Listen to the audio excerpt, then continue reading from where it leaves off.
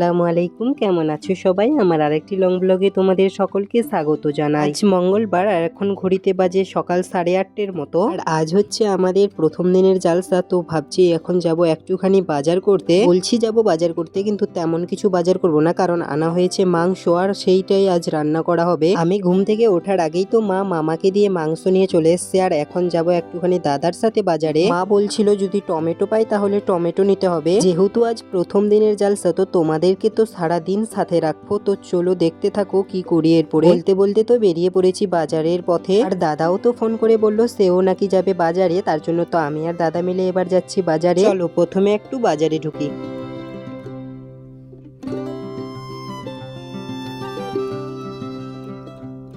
বাজার থেকে তো বেরোবার পথে দেখলাম পরোটার দোকান খোলা আছে, তার জন্য তো গেলাম একটুখানি পরোটার দোকানে। আমি আর দাদা তো খেতে খেতে গল্প করছিলাম। খাওয়া দাওয়া শেষ করে যাব একটুখানি অষ্টপ্রহরে। এখানে অষ্টপ্রহর শেষ হবে আর আমাদের জালসাও শুরু হবে। চলো একটুখানি ভেতরে যাই। সেদিন এসেছিলাম তো ভীষণ ভিড় থাকার কারণে গেছিলাম পেছনের দরজা দিয়ে ভেতরে। আজকে দেখো সেদিন যেরকম ভিড় ছিল আজ তো তেমনই ফাঁকা ছিল। হয়তো কিছুক্ষণের মধ্যে আবারও ভিড় জমে সবাই বসে পড়বে, কিন্তু যেহেতু আমরা গেছিলাম সকালের টাইমে তার জন্য তো লোক ছিল না। চলো একটুখানি দেখি দাঁড়িয়ে এই ফাঁকা যখন আছে।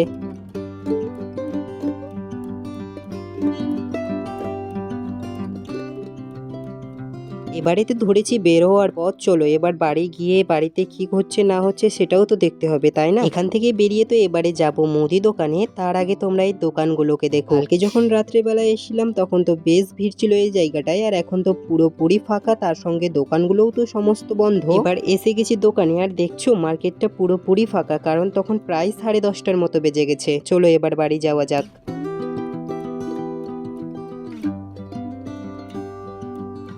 তবে আমি তো অনেকটা পথে এগিয়ে গেছি, এবার ঢুকবো গ্রামে। আর তোমাদের সাথে একটুখানি ভাগ করে নেব আমাদের গ্রামের যেই প্যান্ডেলটা হয়েছে সেটা রাত্রে মনে হয় আরো ভালো করবে। সেটার জন্য তো একটুখানি অপেক্ষা করতে হবে, রাত তো হতে লাগবে, তারপরে তো দেখতে পাবো, তাই না? বাহ, এই ফুলের দরজাগুলো দেখছো কি সুন্দর লাগছে, একেবারেই অসাধারণ। এবারে তো প্যান্ডেলটা সুন্দর হয়েছিলই, তার সঙ্গে সুন্দর হয়েছিল এই গেটগুলো আর স্টেজটা। চলো এই সুন্দর প্যান্ডেলটা একটু তোমাদের সাথেও ভাগ করে নিই।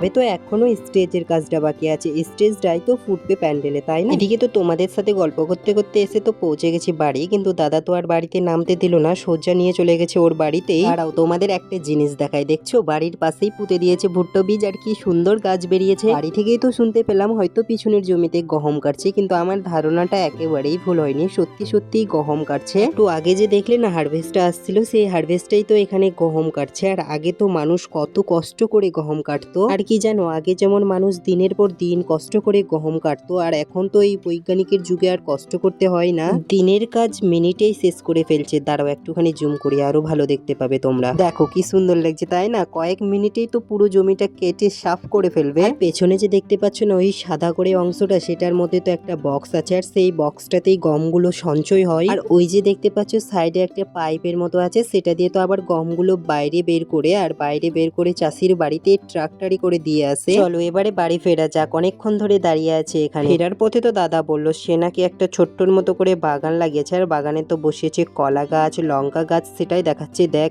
আমার লঙ্কা গাছে কত লঙ্কা হয়েছে। ওই যে দেখতে পাচ্ছ হলদে ফুল হয়ে আছে, সেটা তো হচ্ছে শসা গাছ, আর এই যে এগুলো হচ্ছে লঙ্কা গাছ। চলো একটুখানি আমিও দেখি দাদা কি কি গাছ বসিয়েছে বাগানে। তবে এদিকে দেখো এটা তো হচ্ছে লঙ্কা গাছ, আর লঙ্কা গাছে কি সুন্দর ফুল এসছে, তাই না?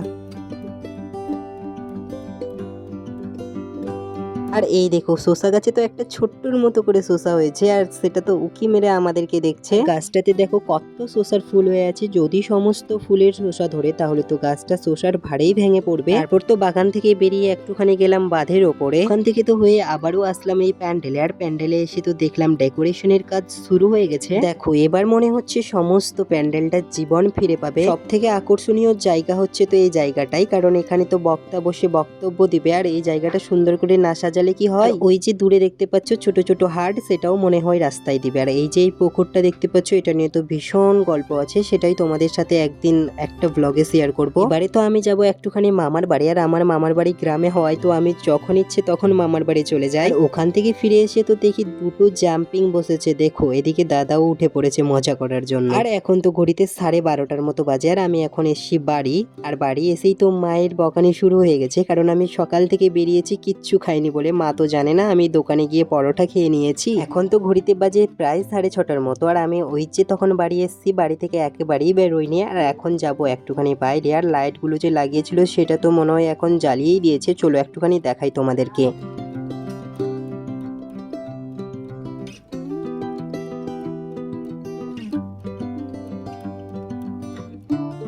কি সুন্দর লাগছে তাই না? দিনের থেকে তো রাত্রের মনে হয় আরো অনেক অনেক ভালো লাগছে।